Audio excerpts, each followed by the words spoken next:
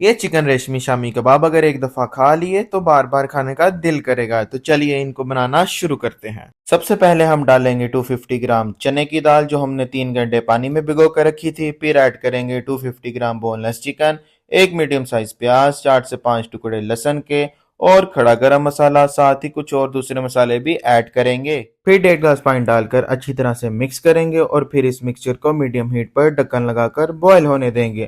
اور جب تک یہ مکسچر بوائل ہو رہا ہے تب تک اگر آپ نے میرا چینل سبسکرائب نہیں کیا تو کائنڈلی کر دیں، اور جب یہ مکسچر کا پانی خشک ہو جائے تو چولہا بند کر دیں گے اور اس مکسچر کو ٹھنڈا ہونے دیں گے۔ اور جب مکسچر ٹھنڈا ہو جائے تو اسے گرائنڈر مشین میں اچھی طرح سے گرائنڈ کر لیں گے تاکہ ایک سموتھ پیسٹ بن جائے۔ پھر اس میں باریک کٹا ہوا دھنیا مکس کریں گے۔ اب اس مکسچر کو شامی کباب کی شیپ دیں گے اور انڈا لگا کر گولڈن براؤن ہونے تک فرائی کریں گے۔ اور یہ ہمارے شامی کباب بن کے تیار ہیں۔ چینل کو سبسکرائب اینڈ فالو ضرور کیجئے، ویڈیو کو لائک کیجئے۔ اللہ حافظ۔